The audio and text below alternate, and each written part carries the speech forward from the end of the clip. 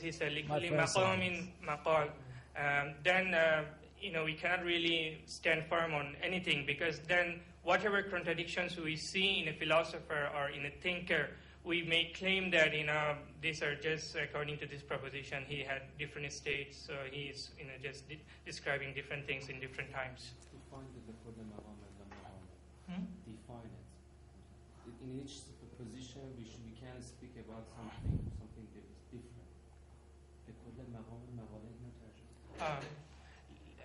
Some of you who don't know Arabic, the likulli maqamin maqal means what do you say? Every state. In every state, in each position, we can speak differently. Yeah. I think that we must not forget that Mullah Sadr has his own mystical experience. When we were talking about his ideas, we must take this in consideration. This point of experience, of direct experience, shuhudi and presence. So you mentioned something that is exactly like the saying of Ibn Arabi, Subhana man awjada al-ashya'a wa huwa aynuha. In this sentence, Ibn Arabi is talking about the primordial truth, the primordial simplicity of God that is beyond any consideration, which is beyond any concept. At the same time, Ibn Arabi says that وَهُوَ عَيْنُهَا. So it is the pure tanzih, and in the same time is the same tashbih. I see the same saying in Ibn Arabi, but with the words of Mullah Sadr. So there is no contradiction. بسیار خوب، بحث میکنیم. اگر بشه دوستان دیگر هم اظهار نظر بکنم، ما بشنویم. ببخشید یک بار دیگه سوالم رو تکرار میکنم که بحث به خود سوال بپردازیم. کسانی که فکر میکنن ملا صدرا تفکر التقاطی داره، برای اثبات مدعاشون میگن که در کتاب اسفار در غالب مباحث یک جور تناقض‌گویی وجود داره و این تناقض‌ها نشان میده که ملا صدرا از منابع مختلف اندیشه‌های متناقض را گرفته و جمع کرده. احیانا به خود تناقض هم توجه و هوشیاری نداشته. این رو میخوایم ببینیم دوستان من چه تحلیلی دارن برای این ادعا. خادیه جان. He wants to review our discussion. The discussion was based on this question that if, as some people claim, that Mullah Sadra's work can be categorized as eclecticism, that is, he collects different pieces of information theories from different places, and without actually being conscious of what he is writing, he simply puts them together in his work.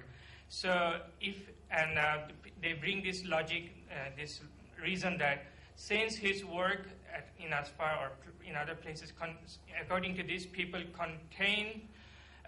contains contradictions, so it can be concluded that he just collects different information from different places. And Professor wants to hear your opinions concerning this question.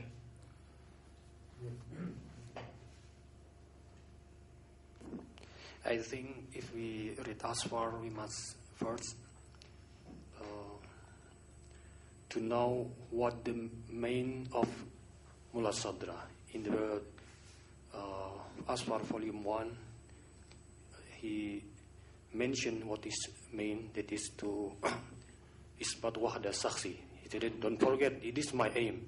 Even I use many methods to reach to this aim. So it means that when he make a statement contradicted to his other statement, it means that he now walk in past the Masha and past Ishraq and past Mutakallim.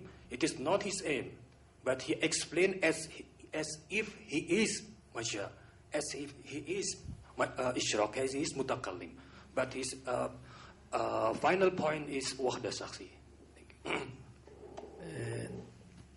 That's the point that I'm going to mention it. But other points? Firstly, since in Asfar, Mullah Sadra is not all of his theory completely written.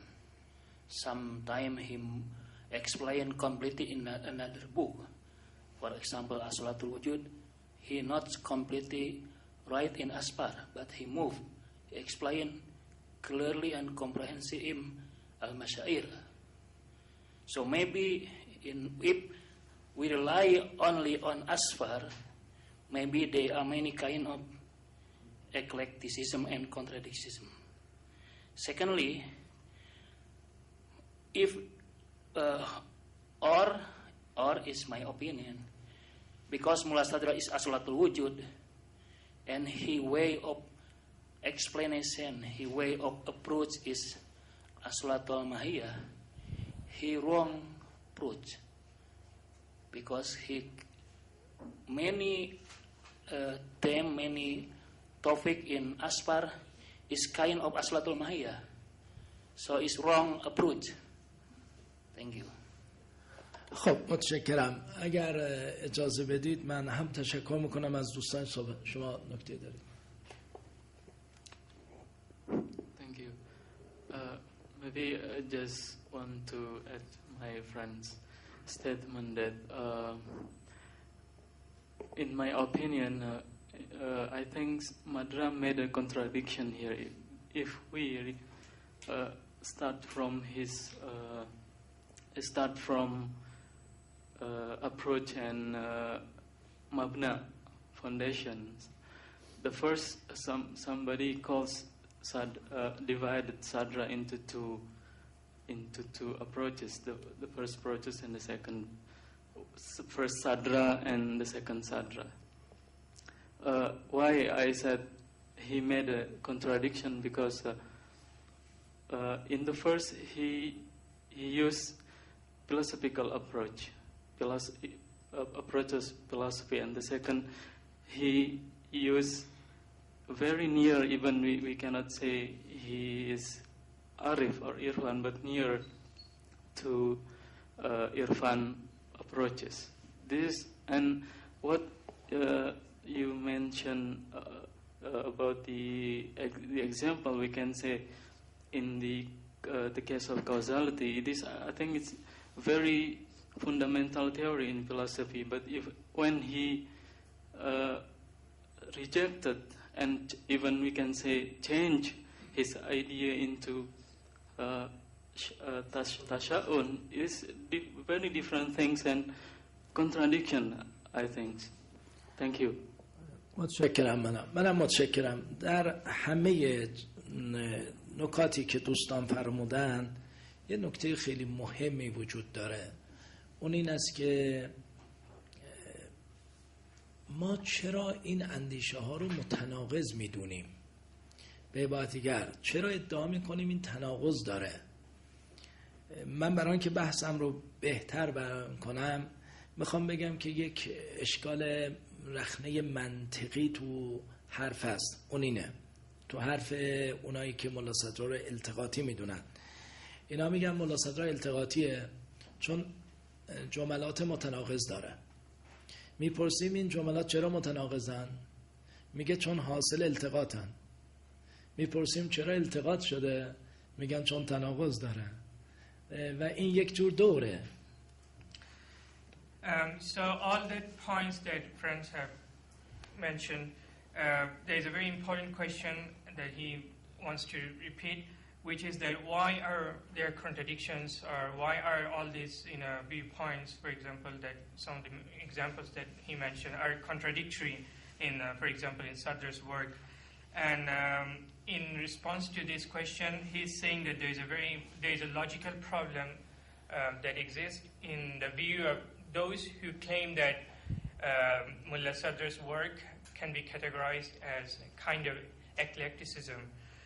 So when we ask, why do you think, I mean, when Professor asked these people who believe that, Mullah Sadra's work is kind of eclectic, when he asked, why do you think, for example, Mullah Sadra's work is contradictory, thoughts are contradictory?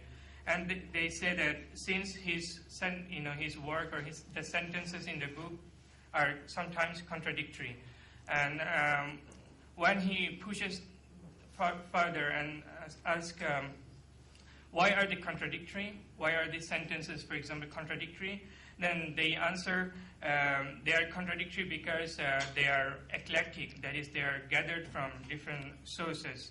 And so this is kind of moving in a circle.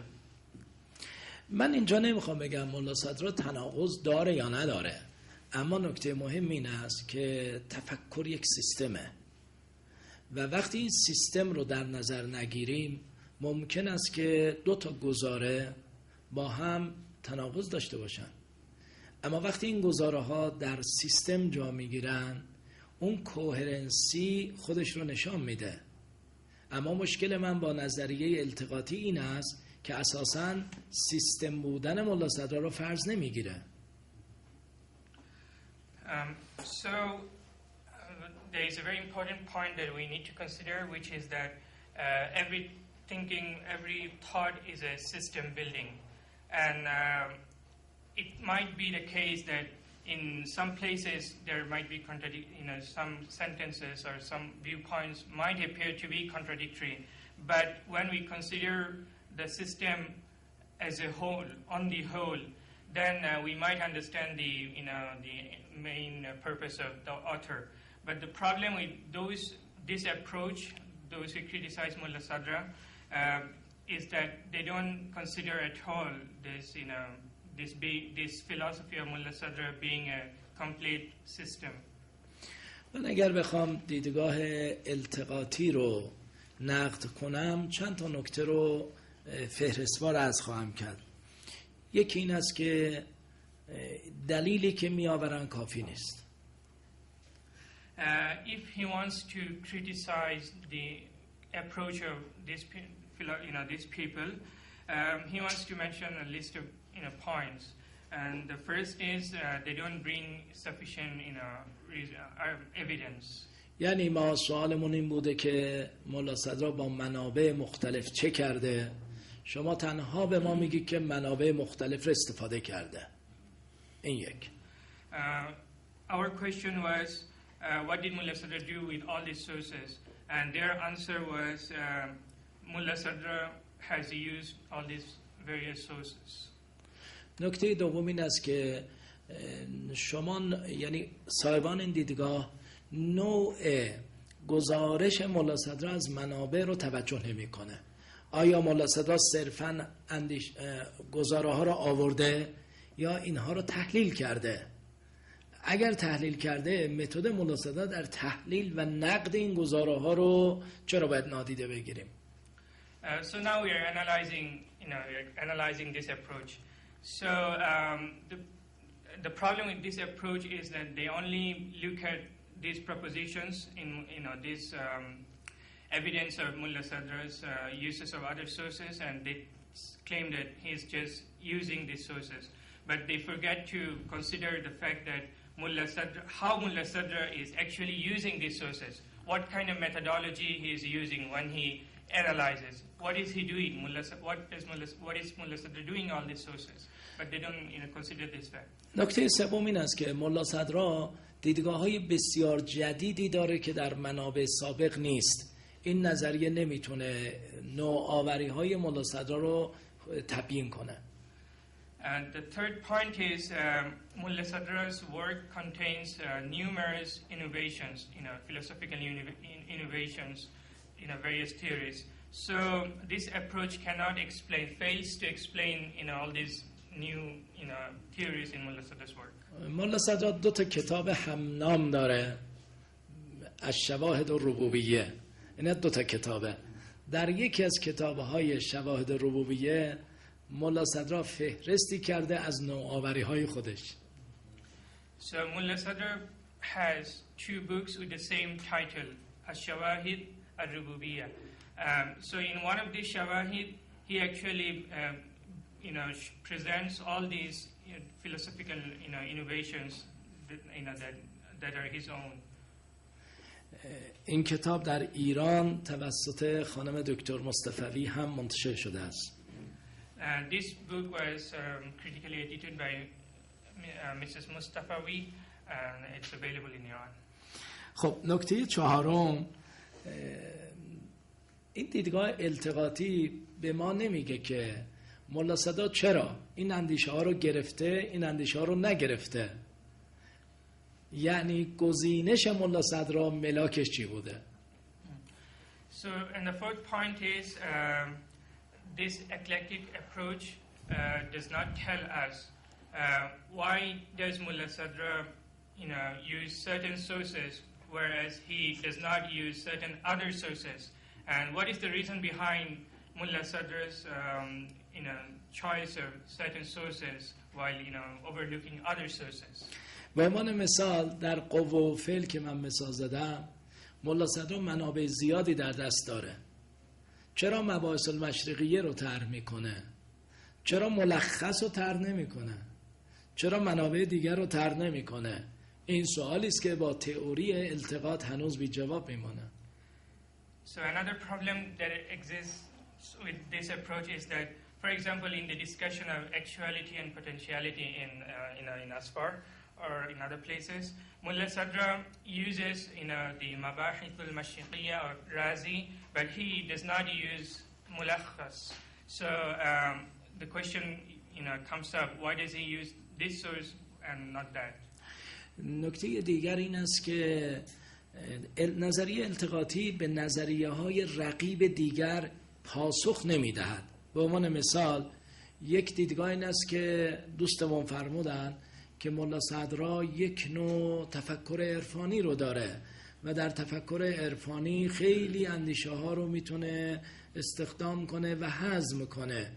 من منظورم این است که تفکر التقاطی به فرضیه های رقیب هیچ پاسخی نمیدهد و اونها رو نقد نمی کنه.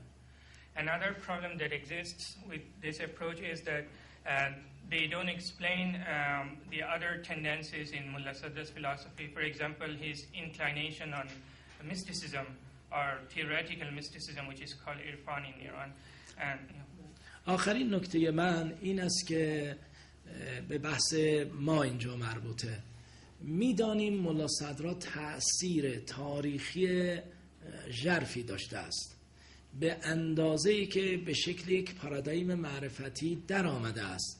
تفکر التقاطی نمیتونه تأثیر تاریخی ملا صدرا رو هم تبیین کنه.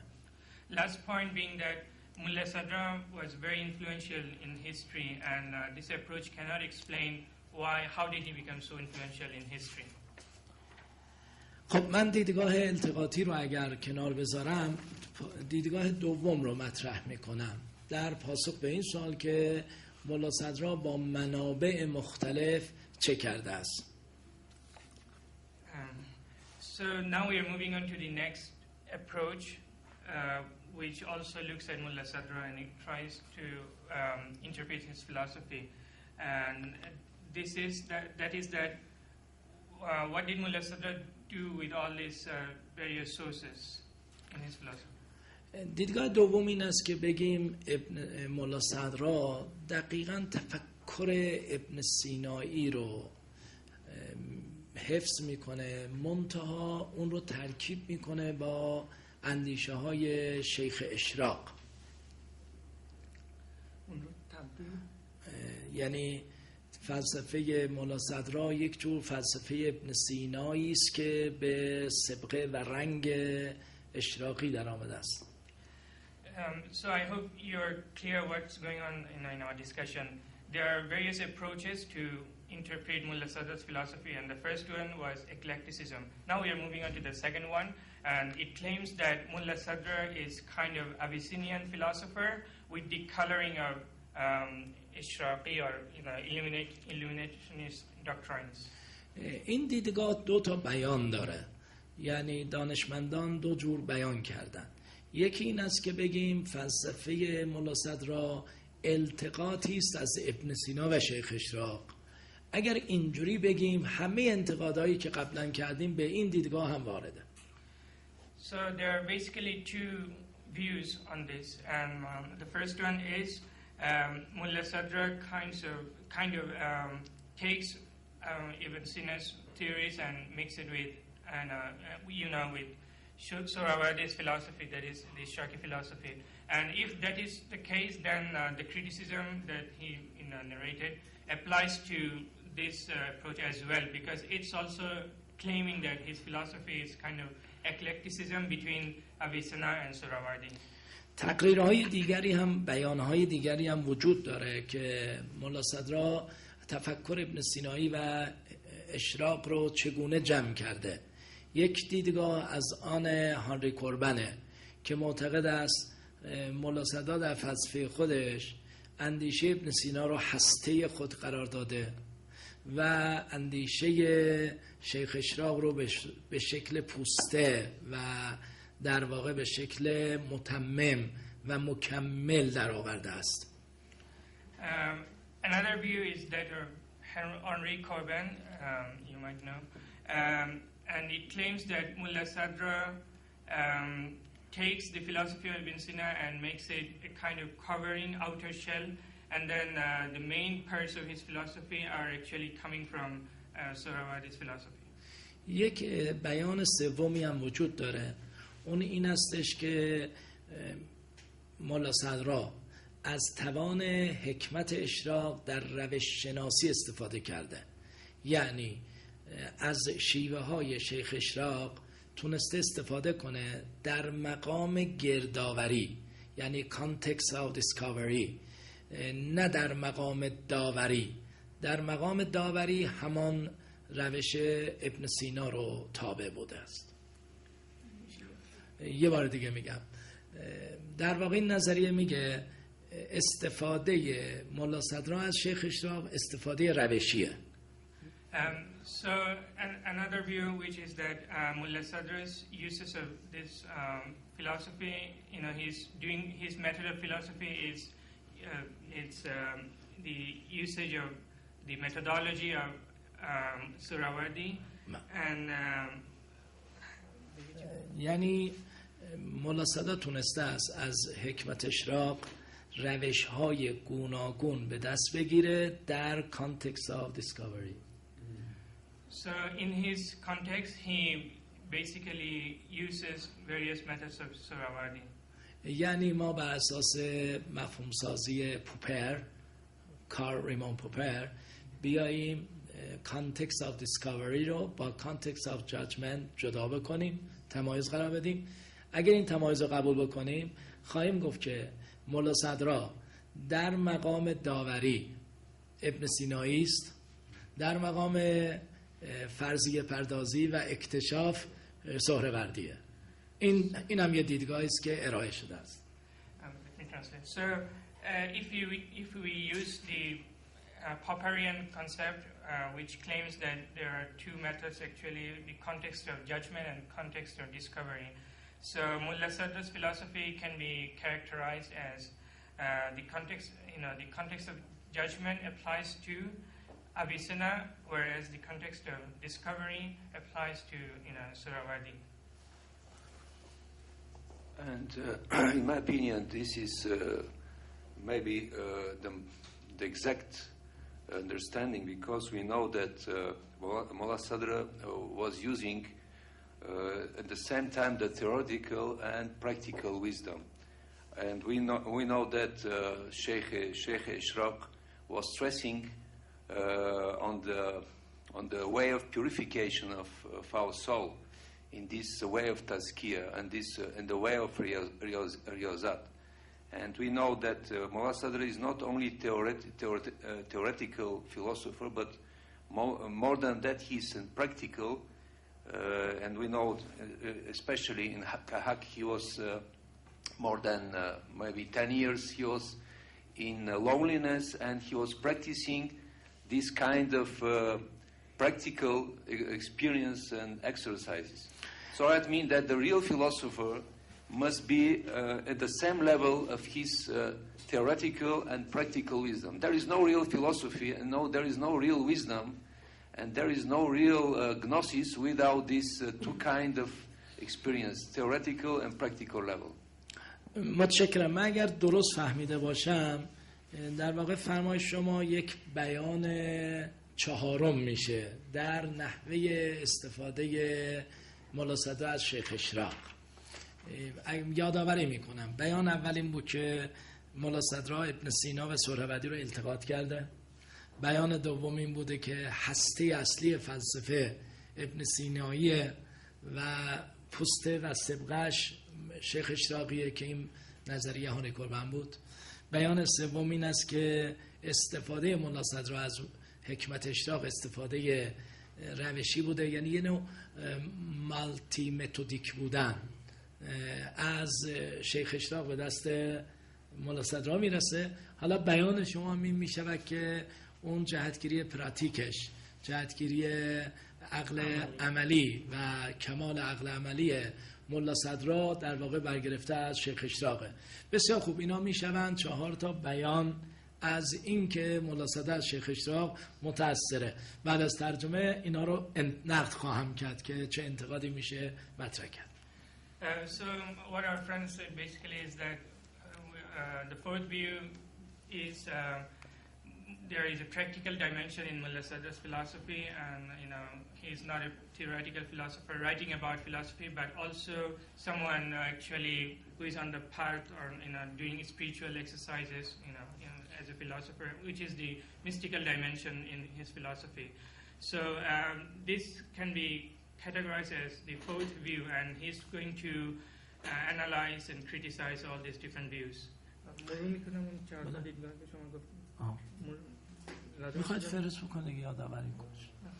So let's review all these 4 approaches, 4 views actually.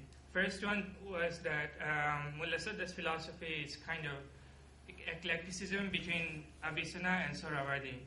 And the second one was Mullah Sadr is actually an Abyssinian philosopher, but with Ishraqi or illuminationist coloring. And this is the view of Henri Corbin. And third view is Mullah Sadr's approach is multi-methodic, or which is that he uses different methodologies from Hikmat al-Ishraq, and and then integrates them into his own philosophy. And the fourth view is that there is a practical dimension in Mullah Sadr's philosophy.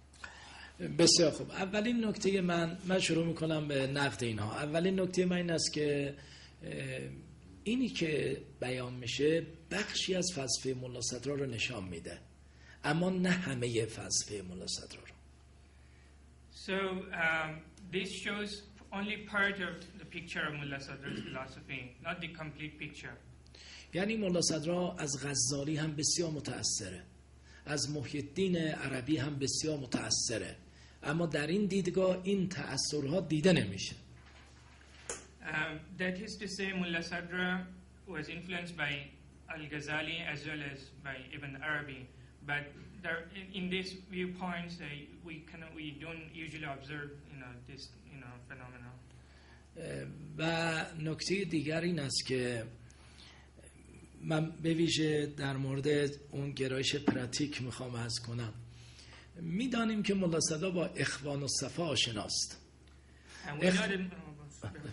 We know that Mullah Sadr was familiar with Ikhwan as-Safa, the Brethren of Purity. اون جهتگیری پراتیک در اخوان الصفا بسیار بیشتر از شیخ اشراقه، در حالتی که ملا صدر خیلی از اخوان الصفا تحت تاثیر نیست. So this practical dimension can be observed in Ikhwan as-Safa as well. But Mullah Sadr was not, he wasn't very influenced by the thought of Ikhwan as-Safa. بنابراین نکته دیگر، ملا صدر یک سری نوآوری هایی داره که نه در ابن سینا هست نه در شیخ اشراق. این نوآوری ها رو چگونه میتونیم تفسیر کنیم؟ And the next point is Mullah Sadr's work contains lots of innovations which can neither be seen in Ibn Sina nor in Suhrawardi, and how we are to explain this phenomenon.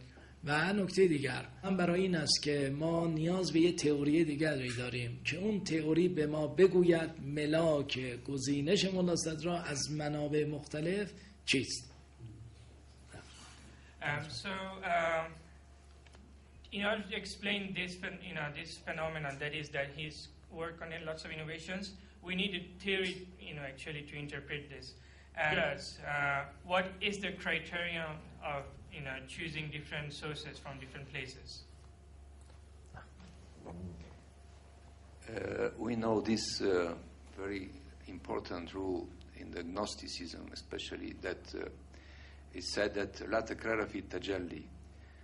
It means that every experience, every philosophical and mystical and experience is our experience. It means that existence reveals in his own way in every thinker, in every mystic, and everyone.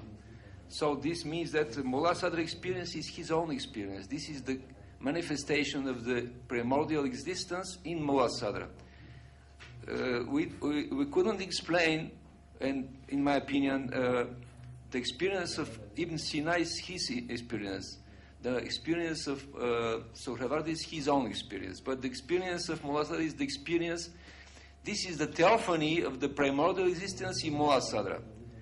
And there is no way to, it's not correct to make only comparison between this or that. This is unique for every one of us. It's unique experience, and la takrar fi tajalli.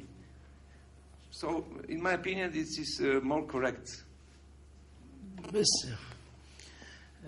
ببینید من در واقع تلاشم این است ببینم که آیا ملا صدرا یک فلسفه مستقل متعین خاص داره یا نداره. برای اینکه به این سوالم جواب بدم از اینجا شروع کردم که ملا صدرا با منابع مختلف چه کرده. درست؟ اون یونیک بودن خود فلسفه ملا صدرا هنوز بهش راه داریم، چون اگر ما همین حالا بگیم این یه ادعاست، هنوز دلیل نداریم. این نکته اول. نکته دو فراموش نمی‌کنه تو ترجمه. حالا بگو. What professor is trying to do is, if you remember the topic, Transcendent Philosophy from the Abyssinian paradigm to the Sadrian paradigm. So he wants to examine this claim, whether Mullah Sadr's philosophy can be called a unique, paradigm or a unique approach in the history of Islamic, intellectual tradition or not. And as far as this issue is concerned, there are various viewpoints, and he is analyzing one by one. و من اپروچم برای جواب به این سوال یه اپروچ تحلیلی منطقی است. میشه با اپروچ های دیگه آمده، ولی من با اپروچ تحلیلی منطقی پیش میرم. به همین دلیل به قول ملا صدرا ان المتبع هو البرهان، میخوایم ببینیم با ابزارهای منطقی میشود در مورد فلسفه ملا صدرا داوری کرد یا نه. And in order to examine this issue, his approach, our professor's approach, is that of logical, kind of logical approach. But there are other approaches, but his approach is, looking at this issue from a logical perspective. من تا اینجا 2 دیدگاه رو طرح کردم، ولی 7 دیدگاه هم 5 مونده و من هم نگران وقتم. اگر دوستان من به من اجازه بدن دیدگاه بقیه دیدگاه رو خیلی مختصر بگم تا به اصل بحث برسم. So he has only explained the first few points. There are other viewpoints about this, so he's going to do it very quickly. دیدگاه سوم که خیلی ها هم ازش حمایت کردن این است که اساساً فلسفه ملا صدرا یک فلسفه عرفانی به سبک محی الدینیه. در واقع ملا صدرا کسی نیست، فلسفهش چیزی نیست جز بیان فلسفی عرفان محی الدین. And third viewpoint states that Mullah Sadra's philosophy is nothing but philosophical mysticism of Ibn Arabi. That is, he is just explaining Ibn Arabi philosophically. من حالا به دلیل اختصار وارد نقد این دیدگاه نمیشم، فقط یه جمله میگم. میخوام دو تا گزاره رو با هم مقایسه کنم. یک، فلسفه ملا صدر عناصر محی الدینی دارد. دو، فلسفه ملا صدر چیزی نیست جز عرفان محی الدین. جمله اول درسته، جمله دوم رداکشنیزمه. Although he can criticize this viewpoint from various angles, but he's not going to do it here. He's just going to analyze two different propositions. The first one says that Mullah Sadra's philosophy it's made up of various elements from Ibn Arabi. And the second proposition is philosophy of Mullah Sadra is nothing but Ibn Arabi's mysticism. Mullah Sadr, philosophy of Mullah Sadr has some Ibn Arabi's elements. And the second proposition is what he just said. It has Mullah Sadr's philosophy has some of the elements of Ibn Arabi, but this second proposition is a kind of reductionism. If I say philosophy of Sadra has Muhyiddin's or Ibn Arabi's elements, that sentence is true. But if we say philosophy of Sadra is nothing but Ibn Arabi's mysticism, it is reductionism. Sorry, I think we're... Translation English? But I'm explaining it again. Now I understand. The first sentence, if we say that, for example, Mullah Sadra's philosophy is nothing but Ibn Arabi's mysticism, it is a kind of reductionism. Yes. But if we say that he has some elements of Ibn Arabi, this is true. دیدگاه چهارم که خیلی مشهور است و رواج داره و خیلی از معاصران ما به این گرویدن، این است که بگیم فلسفه ملا صدر یک جور تئولوژیزم یا کلامگرایی است. یعنی ملا صدر در پی یک معرفت کلامی و الهیاتی است. And fourth viewpoint, which is widespread in our contemporary intellectual milieu, is that Mullah Sadra's philosophy is a kind of theologism. As you know, from theology, you add the suffix ism. So he's a theologian who is trying to theologize his. دکتر مهدی حائری یه دیدگاه دیگری داده است از طریق تمایزی که تارسکی در مورد زبان انجام داد. تارسکی میدونی که زبان موضوعی رو object language رو با فرازبان و meta language جدا کرد. One contemporary Iranian philosopher, Mehdi Hairi Yazdi, has proposed another viewpoint, and that is that, as you know, Tarski has two theories in linguistic or in the philosophy of language. The object language and the meta language. از نظر حائری فلسفه اصالت ماهیتی فلسفه به زبان موضوعی است. According to but the philosophy of the principiality of existence is a kind of meta language. و حائری معتقد است که ملا صدر در آثارش هر دو زبان رو به کار گرفته. And Mr. Hari believes that Mullah Sadr has utilizes both of these concepts. زبان موضوعی زبان سنتی بوده، زبان یا متا لنگویج هم زبان خود صدر است. So according to Mr. Hari, this object language is that of the language of his predecessors, the traditional philosophers, but the language of the meta language is the language of Mullah Sadr. دیدگاه دیگر این است که ملا صدر نوعی تحول و تغییر نگرش داشته است. یعنی ما در واقع ملا صدرای واحد نداریم، بلکه ملا صدرای 1، ملا صدرای 2 و ملا صدرای 3 داریم. So you like this?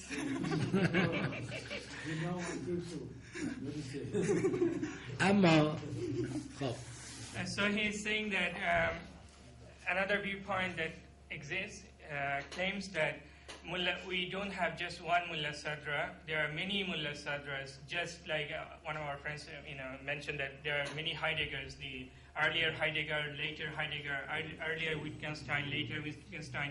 So there's a kind of Mullah Sadra 1, Mullah Sadra 2, 3. چون ملا صدرا خودش تصریح کرده که من زمانی اصالت الماهیتی فکر میکردم و بعداً اصالت وجودی فکر کردم، این هم میتونه دلیل این دیدگاه باشه. And they bring this evidence in which Mullah Sadra says that before he used to believe in the principality of quiddity or asalatul mahiyya, but later he changed his mind and he became proponent of principality of existence.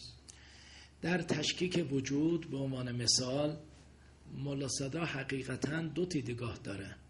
ملا صدرای متقدم یا شماره 1 وحدت در کثرته و کثرت در وحدته، اما ملا صدرای متأخر در واقع وحدت شخصی وجود رو بیشتر رسیده است و این تحول مهمی است. So in the discussion of tashkik or modulation or gradation of being, Mullah Sadr has 2 viewpoints. In one viewpoint, or Mullah Sadr 1, he states that he used to be a proponent of unity in multiplicity, or wahdat dar kasrat, and multiplicity in unity, kasrat dar wahdat. But the later Mullah Sadra or Mullah Sadra 2, we only see wahdat shakhsiya wujud, or it's very difficult to translate, but it's kind of تز ایشون هم از فاتحتان ترجمه کنه و الا نمیذاریم دفاع کنه.